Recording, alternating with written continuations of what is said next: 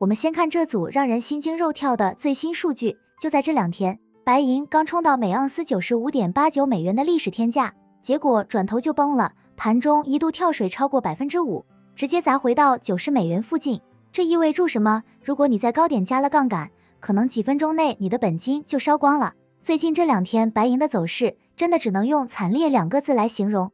如果你手里有货或者正打算进场，这几天估计你连觉都睡不稳。看住那个 K 线图跟断了线的风筝一样往下掉，你心里一定在打鼓，这到底是怎么了？难道白银真的要崩盘了吗？我跟你说实话，这次暴跌根本不是什么老天爷不赏脸的意外，这是一场教科书级别的心理战，是专门针对人性恐惧设计的放大器。今天我不想跟你讲那些听不懂的财经术语，我想掏心窝子跟你聊聊这背后到底发生了什么。等下我会先带你看穿这场恐惧大片的幕后剧本，让你明白为什么大家都在逃命。接着我会豁出去，把你当自己人，聊聊我当年亏到怀疑人生，差点倾家荡产的真实故事，那是我用几百万学费换来的保命秘诀。最后也是大家最关心的，我会直接拆解2026年这整年的白银走势。现在已经是1月份了，今年的大机会在哪里？我会直接给你投资建议，一定要听到最后，因为结尾我准备了一个价值连城的 bonus 送给你，那是能帮你在市场反弹时精准抄底的实战工具，错过真的会拍大腿。暴跌不是意外，是市场恐惧的放大器。这2天的白银市场，说白了就是一场疯狂的心理踩踏。你是不是觉得很奇怪？明明那些专家天天在说白银工业需求大，光伏产业缺银，怎么说跌就跌成狗了？其实很简单，在市场崩溃的时候，逻辑是没用的，只有情绪是真的。白银这个东西性格特别烈，如果黄金是个情绪稳定的老大哥，那白银就是个极度敏感的叛逆少年。它涨的时候能让你觉得自己是世界之王，呼吸都是甜的，可它一旦翻脸跌起来，那种狠劲儿会让你觉得世界末日到了。为什么这次大家会怕成这样？集体逃难的戏院效应，想象一下你在一个挤满人的戏院看戏，突然有人喊一声有火灾，你第一反应是什么？你绝对不会去翻消防手册，也不会去看火在哪里，你会跟住大家叛命往门口挤。白银现在就是这样，只要有一个大资金开始撤退，那种怕跑慢了就亏光的集体恐惧会瞬间炸裂，大家互相踩踏，谁管你白银有没有价值？幻灭的落差感，之前大家把白银吹得太高了，什么10年一遇的机会，绿色能源的心脏，大家胃口都被吊得老高，结果只要现实稍微有一点点不如预期，那种我被骗了的感觉会让你瞬间失去理智。就像你刚交个女朋友，觉得她是仙女，结果突然发现她不但卸妆认不出，还爱发脾气，你那种心碎和愤怒会让你恨不得马上分手逃离。大鳄鱼的围猎场，你以为大家都在害怕，其实那些金融大鳄心里在狂笑，他们最喜欢看你们这些小白割肉了，他们先砸个盘，引发恐慌，看住你们被吓得魂飞魄散，把手里的便宜筹码全扔出来，他们就在下面慢条斯理的拿个大盆接着。这不是阴谋，这是赤裸裸的生存游戏。说个生活中的例子你就懂了，就像你家楼下新开了一家网红早餐店，大家都说那是全城最好吃，排队排到街角，你也跟风去排了3小时，还加钱从黄牛手里买了一大堆，结果排到一半，突然有人喊这家店用的是地沟油，虽然还没证实，但那一瞬间所有排队的人都会散掉，甚至有人会把手里的早餐直接扔地上踩2脚。现在的白银投资者就像那些扔掉早餐的人，他们不是因为白银没用了，而是因为被吓破胆了。白银这次暴跌，其实是市场在给所有想发横财的人进行一次大清洗。如果你看不透这层恐惧，你永远只是大鱼嘴里的一块肉。这只是开始，接下来我会跟你分享我最惨痛的一段黑历史。那次我真的差点因为白银赔掉整个人生，但也正是那次，我学会了怎么在死人堆里找金块。你想知道我是怎么从绝望中反败为胜的吗？现在很多人看住银价跌一点就喊天塌了，说实话，跟我的经历比起来，这真的只是毛毛雨。那是我刚入行没几年的时候，正好碰上一波白银疯牛，那时候我满脑子都是发财梦，觉得自己掌握了财富密码，我把所有的积蓄，甚至连当时准备买房的头期款都投进去了，而且还加了杠杆。当时的想法特别天真，白银这么便宜，涨1倍我就财富自由了，涨2倍我就能退休了。结果呢，市场给了我一记响亮的耳光，银价在高位毫无预兆的直接掉头，连续几天大跳水。我记得很清楚，那天晚上我盯着电脑屏幕，看住账户里的数字像跳表一样缩水，手心全是汗，腿都在抖。我当时想，没事，只是回调，一定会涨回来的。结果第二天跌得更凶，那种感觉就像你掉进深海，明明看到水面上有一点光，但身体却一直在往下沉，你拼命想抓点什么，却什么也抓不住。最后我的账户直接爆仓归零。那天晚上我一个人在路边摊喝闷酒，看住手里的几块钱，心里那种绝望和羞愧，真的想一头撞死。我觉得自己是个废物，把家人的信任都赔光了。但我为什么今天还能站在这里跟你分享？因为那次惨败让我明白了一个最重要的道理，市场亏掉你的钱，其实是在收你的智商税，如果你不总结，这钱就白亏了。我发现我当时不是输给了市场，而是输给了自己的贪和怕。我在死人堆里爬出来后，开始观察那些赚大钱的人，我发现他们有一个共同点，在大家都疯狂的时候，他们在撤退，在大家都恐惧，像现在这样疯狂抛售的时候，他们在冷静的观察。给小白的保命建议，如何应对现在的暴跌？分批进场，千万别梭哈。很多人看到跌了就想抄底，结果抄在半山腰，下面还有18层地狱。你要像喂鱼一样，一点一点投，分批建仓，这样就算它再跌，你的心态也不会崩。别看那些吓人的新闻，现在网上全是白银已死，崩盘开始这种标题，这些都是写给没脑子的人看的。你要看的是背后的逻辑。如果工业还需要白银，如果通胀还在，白银就不可能归零。就像你最喜欢的那个名牌包包，平时卖2万，你舍不得买，现在专柜突然搞活动，5000块一个，但门口有人在那里喊这品牌要倒闭啦，你是跟住大家一起跑，还是赶紧进去拿2个？聪明人肯定选后者。2026年白银走势，这是你翻身的最后机会吗？现在已经是2026年1月了，我直接给你我对今年的判断，不绕弯子。我觉得2026年会是白银的重生之年，为什么？库存告急，虽然盘面价格在跌，但实体银币和银条的溢价其实很高，这说明大资金在悄悄囤货，只是在盘面上故意砸盘给你看。科技升级，今年的光伏电池技术又升级了，对白银的依赖不减反增，只要工业需求在那，价格迟早要回归。情绪触底，现在大家已经怕到了极点，这往往就是反转的信号。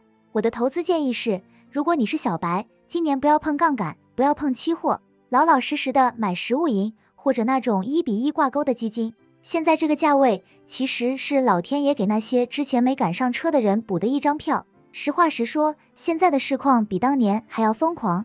如果你看最近的新闻，白银刚冲过每盎司90美元大关，甚至一度摸到95美元，创了历史新高。但紧接着就是这波把你吓尿的暴跌，这到底是崩盘还是机会？我直接给你我对2026年接下来的判断，这是一场结构性的实物大挤兑，纸老虎要破产了。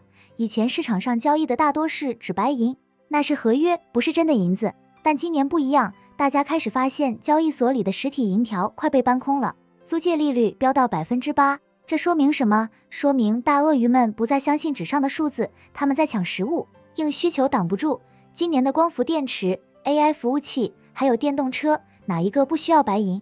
中国甚至开始限制白银出口了，这就像全城都在抢水喝，而水源的却把闸门关了一半。你说水价会跌到哪去？金银比的密码，现在金银比还在50到60之间晃，历史上白银疯起来的时候，这个比例会缩到30甚至更低。如果今年黄金稳在4500美元以上，白银冲破100美元只是时间问题，甚至有疯狂的分析师看到300美元。我的投资建议，别碰杠杆，保命第一。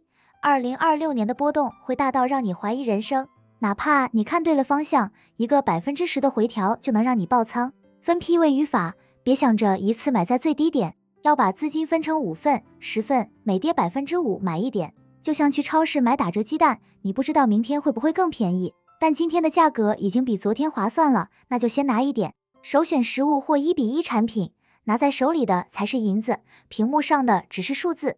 除了刚才聊到的心态和走势，还有几个隐形杀手和财富加速器是普通投资者最容易忽视的。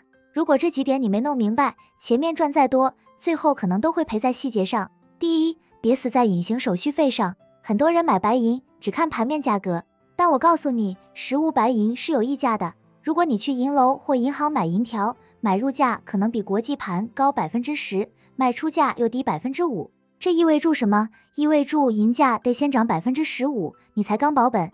这就像你买新车，落地打8折，如果白银只是小涨，你手里的实物银条可能根本没赚钱，所以买之前一定要问清楚回购机制，别等到要用钱时才发现变现这么难。第二，白银是工业的血液，不是单纯的装饰品。黄金跌是因为大家不害怕了，但白银跌有时候是因为工厂停工了。2026年大家都在看 AI 和光伏，白银的工业需求占了总需求的1半以上。如果全球经济数据不好，白银会比黄金跌得更狠，因为它没了工业支撑。我的建议是看银价时，顺便扫一眼铜和原油的价格。如果大宗商品都在跌，白银很难独善其身。别在经济衰退的阴影下，把它当成唯一的救命稻草。第三，小心中资与交易所的规则修订，这是最硬的核心内容。2025年底到2026年初，芝加哥交易所频繁调高保证金，这是什么意思？这就是交易所在赶人。当保证金提高，很多加杠杆的人会被迫平仓，引发连环车祸。就像你在租房，房东突然说押金要从1个月变3个小时，你拿不出钱就得搬走，这种人为的暴跌最伤人。所以如果你玩的是期货或合约，仓位一定要轻，预留出应付规则变动的空间。最后的 bonus 也是我的私人避坑公式，我想把它送给能听到最后的你，这是我这几年能在市场活下来的压箱底秘籍。我把它总结成一句话，利好出尽是利空，万人割肉是转机。当你看到电视上、短视频里，连扫地阿姨都在讨论白银涨得好，白银能翻倍的时候，那就是你该分批离场的时候了，那是贪婪的顶峰。而当你看到像今天这样，所有人都在骂白银是骗局，都在心痛割肉，评论区一片哀鸿遍野的时候，你反而要冷静下来，拿出一小部分钱去试水。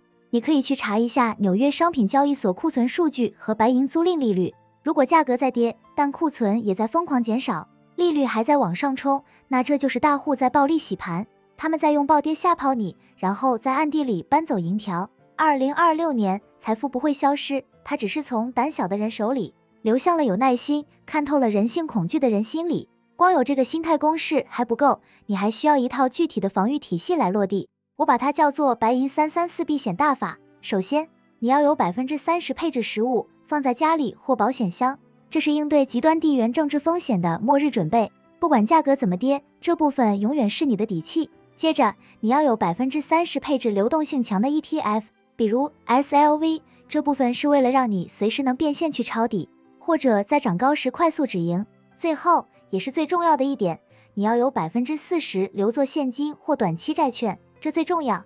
在白银暴跌 10%、20% 的时候，这 40% 的现金就是你的子弹。大多数人失败，是因为他们把 100% 的钱都换成了银子，跌的时候只能抱着银子哭。